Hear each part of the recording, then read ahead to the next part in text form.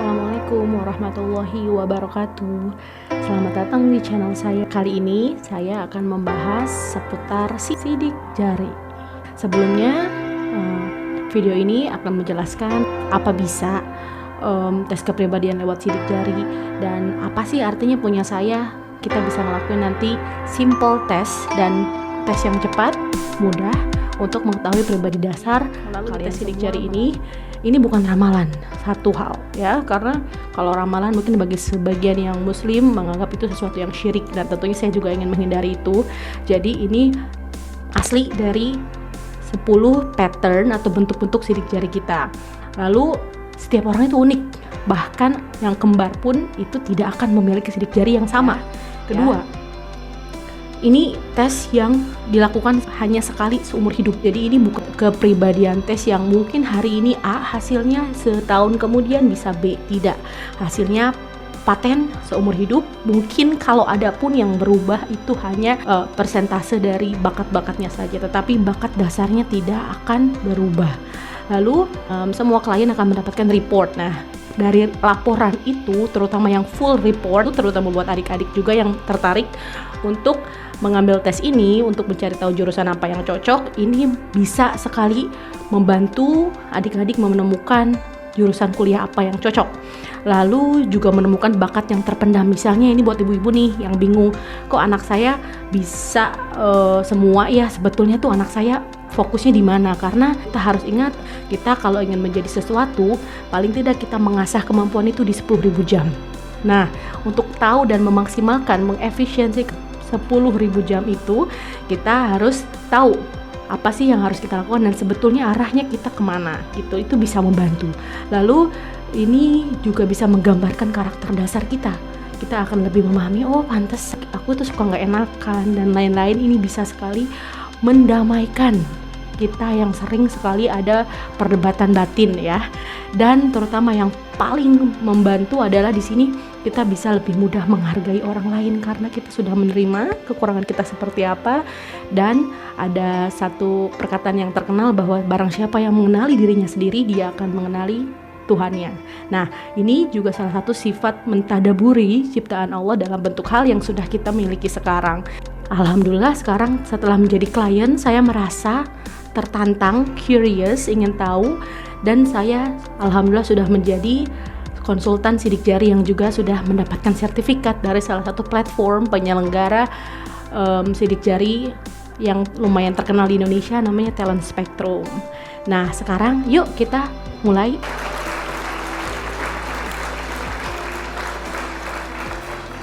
Pertama, amati ya. Amati sidik jari kalian semua, siapkan kertas, siapkan pulpen, nanti tulis bentuk yang kalian amati dari sidik jari kalian. Nanti ditulis aja semuanya, tipikalnya seperti apa. Siap ya? Saya akan kasih contoh pertama. Sebenarnya di dalam sidik jari ini ada 3 bentuk sidik jari yang mungkin bisa memudahkan kalian. Jangan lupa ditulis, nanti dilihat lebih banyak yang mana tipenya. Ada tipe whorl, tipe yang seperti spiral dan obat nyamuk ya. Jadi yang pertama kecil terus lalu besar, membesar. Kedua ada tipe loop itu yang seperti gunung yang naik turun. Bukan gunung ya, mungkin lebih ke begini, naik turun gitu. Nah, itu juga bentuknya ada yang 2, ada radial, ada ulnar, dan terakhir ada tipe arch. Kalau arch seperti gunung tadi hanya lebih rendah, lebih landai. Seperti huruf A tetapi A besar tetapi landai ini. So, tipe pertama itu bentuknya whorl. Orang yang kebanyakan whorl di dalam sidik jari tangannya itu menggambarkan orang yang sangat berorientasi pada tujuan atau dalam kata lain ambisius ya. Dia mempunyai tujuan yang jelas dan senang sekali tantangan. Jadi ibu-ibu yang anaknya mempunyai kecenderungan memiliki tipe whorl yang banyak itu biasanya senang banget ditantang dan nanti akhirnya at the end of the achievement, pada akhir dari pencapaiannya itu mereka senang sekali diberi reward atau penghargaan. Kedua, mereka juga orang yang gigih. Jadi sebelum tujuannya tercapai, mereka akan terus berusaha dan ini merupakan attitude yang bagus tentunya ya. Lanjut, orang yang whorl itu selalu berusaha mencari alasan yang kuat. Kenapa sih aku tuh harus begini? Nah, mereka pun setelah menemukan itu mereka baru akan bisa menunjukkan targetnya. Biasanya anak-anak world ini cocok menjadi anak-anak IPA ya, karena biasanya kita tahu untuk apa kita belajar itu, atau rumus-rumus mana yang kita harus pakai dalam menyelesaikan satu permasalahan di matematik misalnya ya. Nah lanjut, anak yang biasanya terlahir dengan world ya Pak Bu, biasanya sangat sering bertanya. Di sini malah kadang orang tuanya kewalahan, Pak kenapa sih misalnya tiba-tiba lagi jalan di kereta, kenapa sih pohonnya kayak ikut jalan, kan sebetulnya pohonnya diam saja kan, kitanya yang berjalan. Nah itu gitu sesuatu yang kita harus cari tahu. Dan kalau menurut Abah Ihsan, kalau kita sebagai orang tua merasa tidak tahu akan pertanyaan, tidak apa-apa, jawab saja, nanti bapak cari tahu ya, atau ibu cari tahu ya, karena anak akan merasa oh iya, tidak semua pertanyaan bisa terjawab begitu mudah, dan mereka pun harus berusaha mencari jawabannya. Itu merupakan salah satu pendidikan bagi anak gitu ya. Lalu sebetulnya itu plusnya. Apa sih minusnya? Biasanya orang yang world itu sedikit kaku atau egois. Jadi mereka hanya memikirkan diri sendiri. Yang penting gue, yang penting saya, yang penting aku.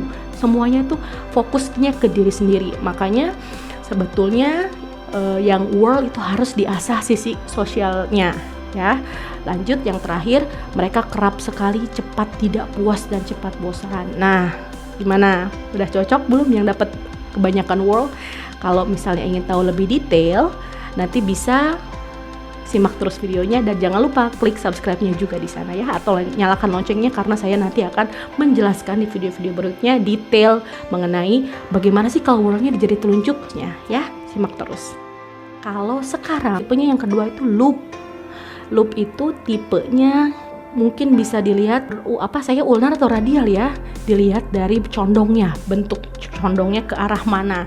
Apakah condongnya itu mengikuti arah jempol atau berlawanan dengan arah jempol. Ketika dia berlawanan dengan arah jempol, biasanya itu disebutnya radial. Sebetulnya bedanya apa sih di karakter? Beda, sangat beda. Biasanya kalau orang yang radial, kita ceritain yang radial dulu ya, coba dicek itu lengkungannya ke arah mana. Nah, kalau radial biasanya merupakan orang yang nyeleneh. Mereka memiliki model pemikiran yang unik ya, tidak umum. Kemudian mereka juga pandai melihat peluang. Selain itu, setia kawannya sangat tinggi, dan dia tuh lebih unik gitu ya dibanding yang lain. Nah, kalau yang ulnar gimana? Kalau yang ulnar sebenarnya lebih common ya, lebih banyak ditemukan di masyarakat. Ulnar itu biasanya mereka patuh, peduli, dan ramah, sangat bersosial, kebalikan dengan world yang mungkin kalau world itu self-oriented, sedangkan yang loop itu sedikit lebih social-oriented. Orang yang ulnar itu lebih senang dengan menulis, tipikal pekerjaan yang menyalin gitu-gitu ya. Kita mungkin bisa mengetrack ini dari gurunya, bapak ibu sekalian, yang mungkin anaknya ingin dilihat gitu kepribadiannya bagaimana. Lalu plus minus ya sebetulnya yang berikut ini, yaitu mudah dipengaruhi oleh lingkungan. Nah, maksudnya apa sih mudah dipengaruhi lingkungan? Sebetulnya ini bisa jadi bagus ketika lingkungannya itu lingkungan yang baik ya. Maka dari itu saya sangat menyarankan kepada orang tua, tolong di-assist, dilihat, dicek dengan siapa anak Anda berteman. Karena takutnya ketika anak Anda berteman dengan orang yang kurang baik atau grup pertemanan yang kurang baik, mereka akan terinfluence, terutama anak-anak yang loop. Juga yang ulnar itu biasanya bagusnya dia mudah beradaptasi dengan lingkungan ya. Jadi dimanapun mereka ditempatkan, mereka akan mudah untuk beradaptasi. Dan terakhir, mereka sangat kooperatif dan lebih ke ngikutin sistem, lebih ke ya udahlah ikutin aja ya, seperti itu yang biasanya ulnar. Oke, gimana? Udah mulai merasa terbuka gimana kepribadiannya? Kita lanjut ke tipe selanjutnya ya. Nah, sekarang ketiga itu arch. Tipe arch itu tipe panah, jadi dia tipe yang begini, pendek ya. Nah, arch ini sebetulnya tipikal anak arts. Jadi anak yang sangat mempunyai potensi bakat yang tidak terbatas, terutama dalam hal seni ya. Anak yang memiliki arts itu mempunyai kapasitas tinggi untuk belajar dan berkembang, terutama mendalami seni apapun, mau seni musik, seni lukis, seni rupa. Dan makanya mungkin sangat saya sarankan untuk ada beberapa orang tua yang memiliki anak arts langsung mengambil tes agar bisa dilihat lebih cocok kemana dan lebih cocok mengikuti les atau ekstra kelasnya seperti apa agar bakatnya tepat terarah gitu dan lebih berkembang lagi. Lanjut, kalau arts itu dan dalam hal belajar mungkin agak sedikit kurang tertarik dengan hal-hal yang eksakta, karena tadi saya bilang otaknya otak seni, dan mereka akan kesulitan untuk benar-benar mengerti. Mereka harus selalu terus-menerus dijelaskan gitu, dan harus menarik penyampaiannya juga.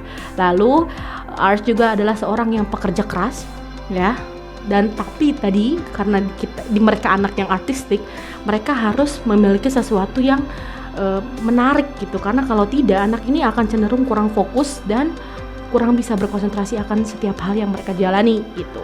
Mereka agak cenderung terpengaruh emosinya ketika mereka ada sesuatu yang tidak nyaman. Mereka cenderung untuk acuh ya, ataupun mungkin cenderung akan ada anger, akan ada tantrum dari anak itu. Dan harus dibenahi adalah di sini curigaan ya, tipe orang yang arts itu, dan mereka tidak menyukai perubahan dan mereka cenderung protektif akan dirinya. Jadi intinya kurang suka untuk ditegur. Nah, tentunya ketika kita sudah menjalani ini semua, menyadari apa kelebihan dan kekurangan kita, kita baiknya memahami mereka, lalu mencari tahu solusi bagaimana menghadapi tipikal mereka yang seperti itu. Dan dengan sidik jari ini tentunya saya berharap kita akan lebih bisa menerima siapa diri kita, lalu kita lebih bisa bersyukur atas apa yang telah Tuhan berikan ya. Gimana? Udah mulai merasa pentingnya melakukan tes sidik jari? Nah, untuk lebih lanjutnya, kalian nanti teman-teman semua bisa subscribe channel ini, like, share, komen, ataupun misalnya ada pertanyaan nanti tulis di komentar di bawah, dan nantikan video selanjutnya. Kalau perlu, nyalakan loncengnya biar bisa update video selanjutnya ya. Terima kasih. Assalamualaikum warahmatullahi wabarakatuh.